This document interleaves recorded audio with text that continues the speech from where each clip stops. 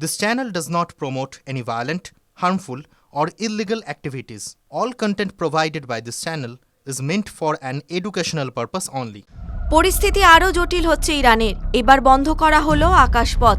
ইরানের air space বন্ধ হওয়ায় বহু বিমান চলাচলই বন্ধ হয়ে গেল। অন্যদিকে বিক্ষোভের আঁচও বাড়ছে দেশে। বিক্ষোভকারীদের ফাঁসি দেওয়ার হুমকি দিয়েছে প্রশাসন। মার্কিন প্রেসিডেন্ট ডোনাল্ড ট্রাম্পও ইরানের নাগরিকদের রক্ষা করতে সেদেশে হামলার হুমকি দিচ্ছেন। সব মিলিয়ে ইরানের এখন এক গভীর টানাপোড়েনের মধ্যে দিয়ে যেতে হচ্ছে।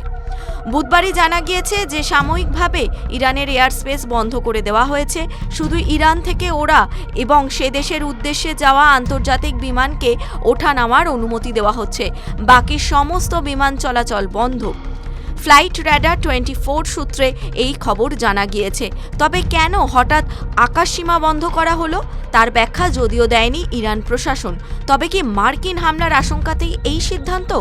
সূত্রের খবর, বিমানে হামলার আশঙ্কায় আকাশপথ বন্ধ করা হয়েছে। শুধুমাত্র জরুরি আন্তর্জাতিক বিমানকে অনুমতি সাপেক্ষে ওড়ার অনুমতি দেওয়া হচ্ছে। মার্কিন প্রশাসন ইরানে বড়সড় অভিযান চালানোর জন্য প্রস্তুত হচ্ছে। এই আন্দাজ আগেই পাওয়া গিয়েছিল। ইরানে আন্দোলনকারীদের মৃত্যুর সংখ্যা 2000 পার করতেই প্রেসিডেন্ট ডোনাল্ড ট্রাম্প ইরানের যুবদের বলেছেন তারা যেন আন্দোলন না থামায়, সাহায্য আসছে। সূত্রের খবর, ইতিমধ্যেই আমেরিকা সেনা সরাতে শুরু করেছে। ইরানও চুপ থাকার পাত্র নয়। প্রতিবেশী দেশ তেহরানে ঢুকে আমেরিকার ঘাঁটিতে হামলার হুমকি দিয়েছে। এদিকে ইরাক থেকে কুর্দিশ বাহিনীও ইরানে ঢুকতে চাইছে, এমনটাই রয়টার্স সূত্রে খবর।